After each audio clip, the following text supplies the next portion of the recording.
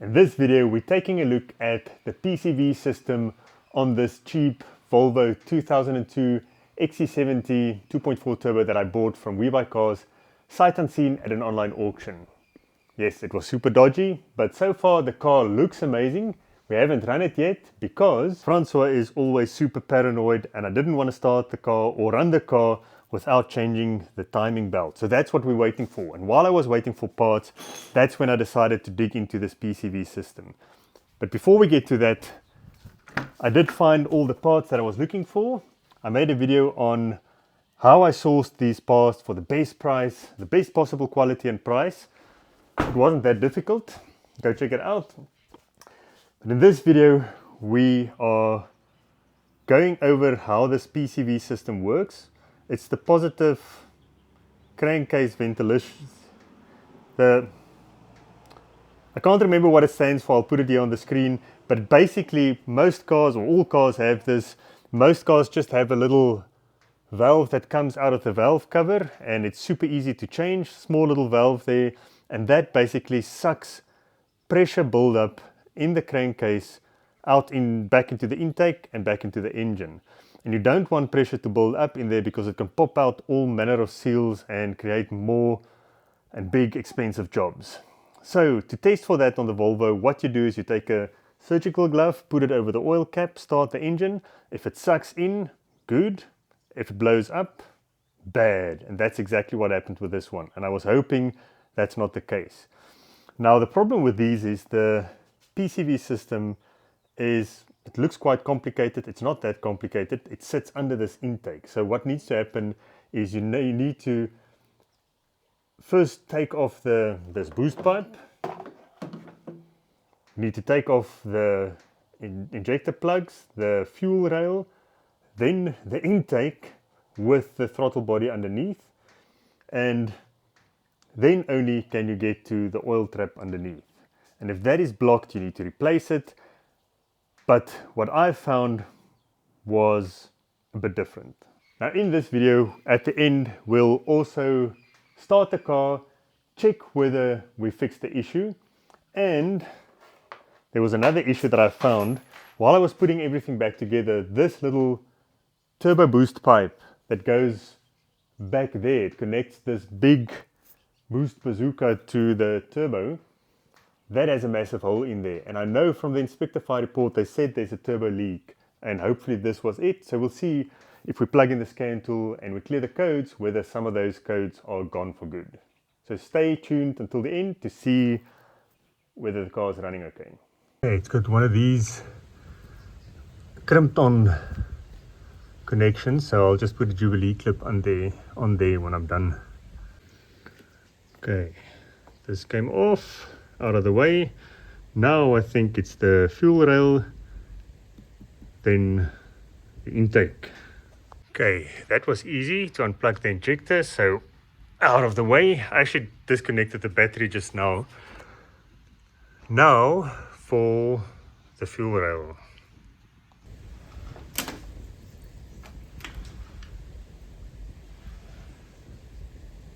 Sweet! All the O-rings came out. That's nice. Just going to drain the fuel out.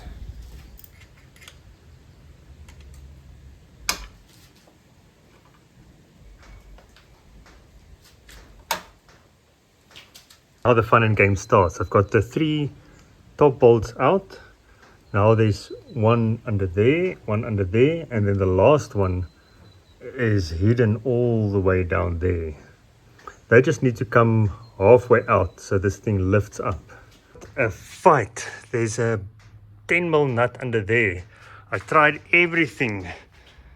Extensions upon extensions upon extensions, and I dropped the 10mm in there. In the end, I went in with just the 10mm from this side with my hands all the way through to the other side. And I think the intake should be loose now.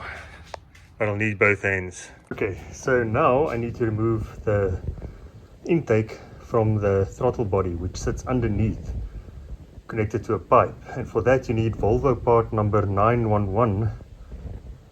But I couldn't find one, so I made this little cheap Ichimoto knockoff Hopefully I can get the screw loose or the clamp. Ish. So this is what it looks like. But there's the oil trap that I want to inspect. I also see they didn't even bother with this little pipe. That's not great. Okay, I got this oil trap out, and you can see the ports there at the bottom. That's where it goes in. Sometimes that gets blocked. I'll dig in there now. I can't see from this angle. It doesn't look terribly blocked, but I know these two pipes are not the correct pipes. It looks like they bypassed this bolt, which is not the right way to go. So I think I'll just get the kit and replace all of it. Okay, I removed this banjo bolt. It was easy because the intake is lining on its head, but the coolant hoses have been bypassed. Not great, but now I'm going to check if this is restricted. A viewer, Johan, thank you for the tip, said his was restricted and that was causing the whole issue. So far the oil trap actually looks, it's dirty, but it doesn't look blocked, and the hole in the block doesn't look blocked. So hopefully it's this thing. As I was digging, I found that this banjo bolt, quite important, the small little vent hole there, which sucks vacuum or creates vacuum in the intake, I think, and sucks on the oil trap. That hose was broken and not even connected like this. So I put a fuel hose on there with a clamp, a new clamp there as well, and then this hose goes into the intake down there, and then I spotted on either side of the intake, well, on either side of that hose, there's two open nipples. I don't know if you can see it there.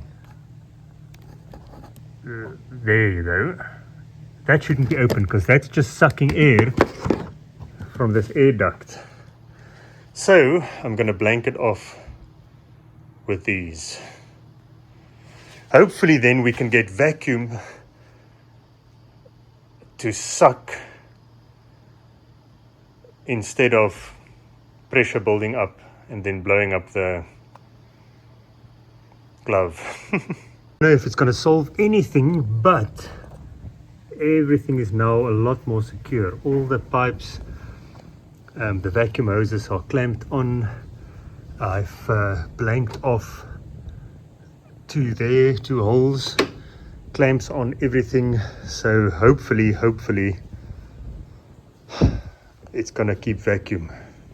But a fight to get the intake back in. The banjo bolts in, but then also down here this pipe has to go in there, so it's just a mission to fight it in, but it's in. So tomorrow we'll button it up. Okay, so I've put everything back together. Hopefully it's in the right order. I didn't take all the photos I had to initially, so this little vacuum pipe was open, so I blocked that off, and then back there I had to block off two as well. Hopefully now we'll have vacuum sucking in here, or from the intake and from the inlet pipe. Hopefully we'll have vacuum sucking out of the crankcase. That's the plan. Anyways, fit the new air filter, then we'll fit the boost pipe, and then we'll crank it. See what happens. Now unfortunately I can't show it to you because I've already closed up the whole system, but how that oil trap works, it's got a little box there that sits on the block, and it's got three ports. The one is connected to the block at the bottom, the one is connected through this hose to the top of the crankcase or the valve cover, and then the bottom port is flowing back into the oil pan, so that's where oil drains back into. So those three holes. And then there's two places that sucks vacuum through the oil trap. The first one is a little banjo bolt that sits below the intake. So at idle, that's supposed to suck in air. So it pulls the pressure out of the crankcase and the valve cover into the intake and then back into the engine. Well, back into the engine there. And then the other one is a bigger hose that goes all the way back there to the duct that comes from this airbox into the turbo. So under boost, when you drive fast, this air sucks vacuum back into the turbo. So those are the two ways that vacuum is sucked or created to suck out the positive pressure. So basically what I did was I just made sure that all the vacuum leaks are gone. So now air goes from the airbox into the turbo over with this boost pipe. Once I've fixed this little, I've replaced this little connection. So from airbox into turbo, through this boost pipe, down into the intercooler, through the intercooler, back out through here. That was also a bit messy, so I made sure that's not leaking. Back into the intake or the throttle body and then into the intake. So hopefully there's no leaks. There was also a little sensor down there that was quite loose. I think there's a O-ring missing. So I just put some sealant on there, not the best, but hopefully that's not going to leak. So now, let me fit that pipe and then we plug in the scan tool, clear the codes and start the engine and do the glove test. I'm not going to lie, that fitting there at the bottom was a bit of a mission, but sometimes you just have to do a quarter or eighth of a turn with a little spanner in a tight space 50 times and then it's snug. The Volvo part number 911. This is not original, obviously. This is a Ichiban Moto special. Problem is some of these turn inside the handle. So every 2 turns is 1 turn on the screw. Okay, this tube is back in. That intercooler tube is in. It's in the turbo there at the back. Hopefully I didn't leave any tools lying around anywhere. Sensors are plugged in. If you notice something dodgy, please comment, but it's going to be too late by the time you see this. So now all that remains is to plug in the scan tool, clear the fault codes, start the engine and do the glove test. Okay, so interesting. When I was looking for parts lying around, I found this little loose hose there behind by the turbo. So now I am suspecting this goes into that soft plug or hose. It goes into the intakes like a vacuum signal, like so, and this goes into one of the open nipples back there. So I'm going to refit those and then we can start the engine.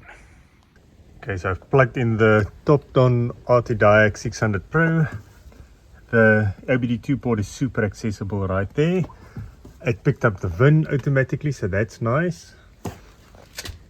We'll scan the fault codes and then clear them and then start the car and see which ones come back.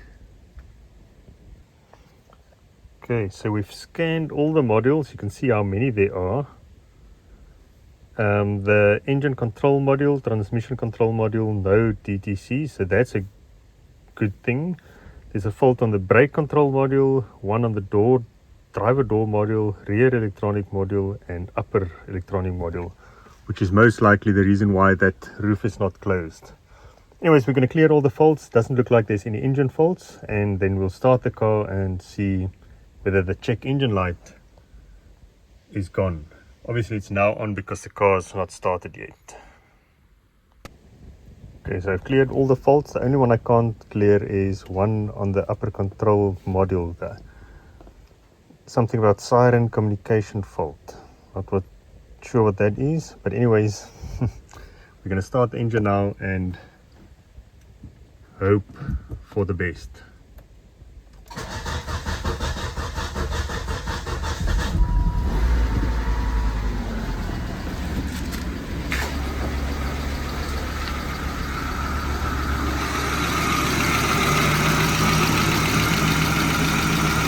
idling fine. I'm going to leave it for a minute and then do the glove test again.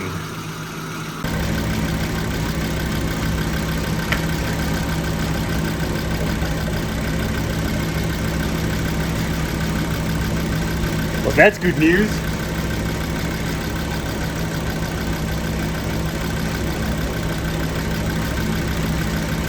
It's maybe not sucking in, but it's not blowing up.